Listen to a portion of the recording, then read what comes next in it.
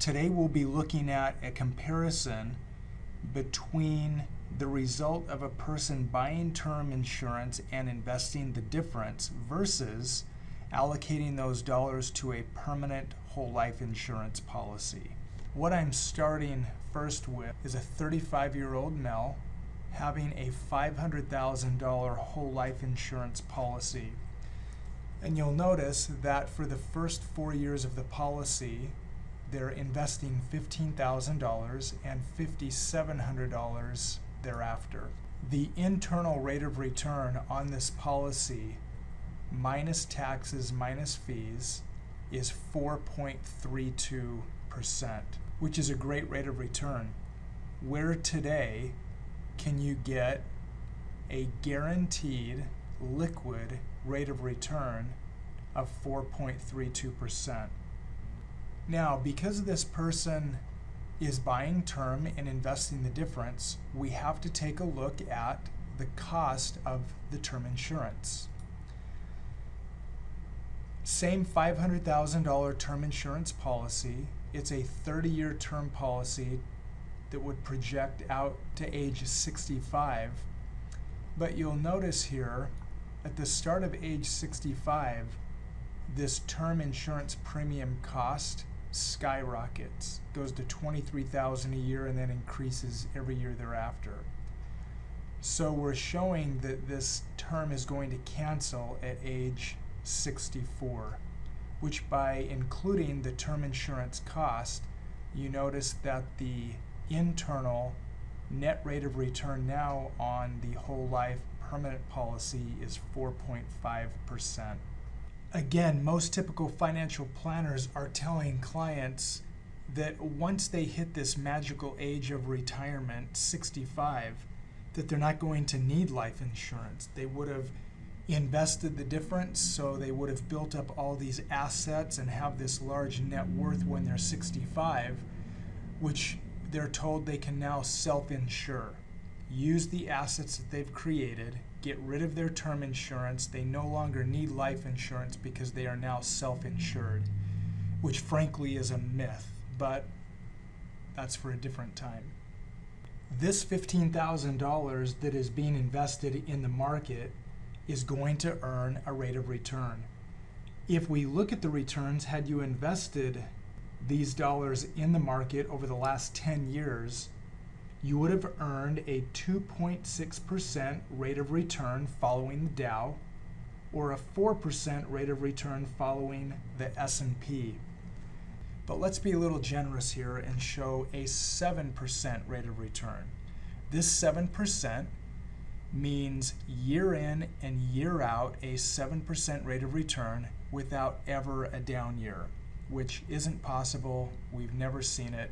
But we're going to be generous and go ahead and include a 7% rate of return on this $15,000 and the $5,700 thereafter.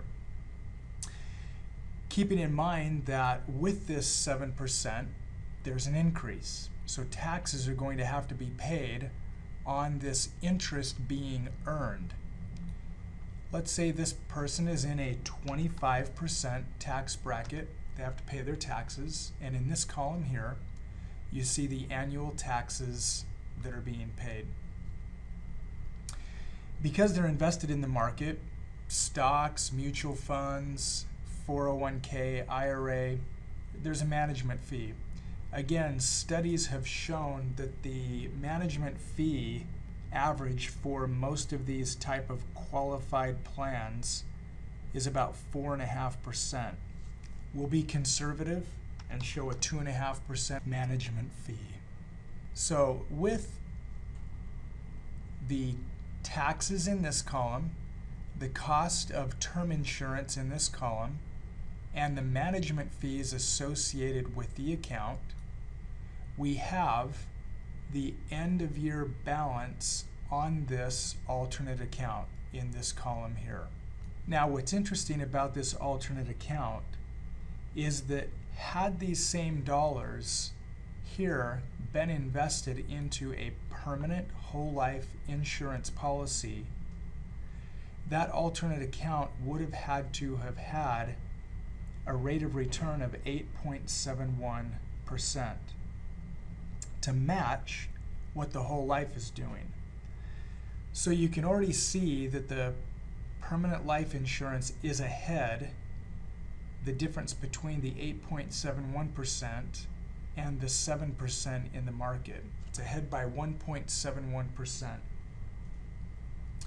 Let's look at this cash on cash comparison.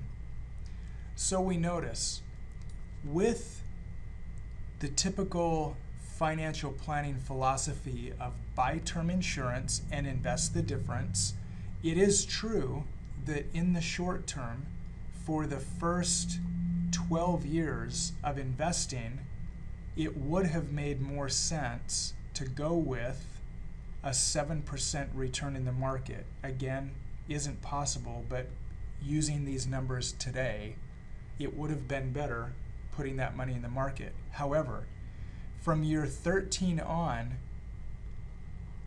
the permanent whole life insurance outperforms the alternate investment. And we see that reflected here in this column. And as time continues to go on, we see that the permanent whole life insurance dramatically outperforms the alternate account. Another interesting comparison here would be the death benefit comparison.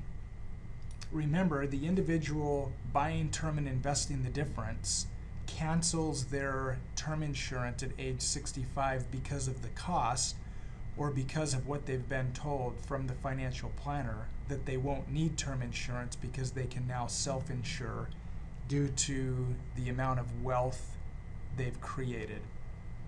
But here we see the alternate account plus the term insurance. Here we have the death benefit of the whole life insurance, and here's the difference between the two.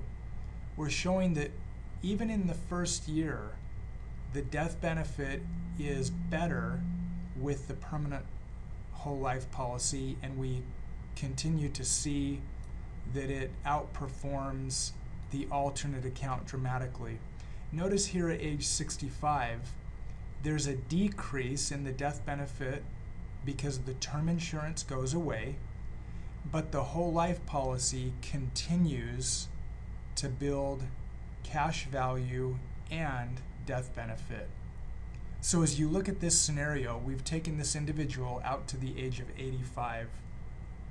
There's a $789,000 difference in the death benefit, and the cash on cash comparison, there is a $489,000 difference.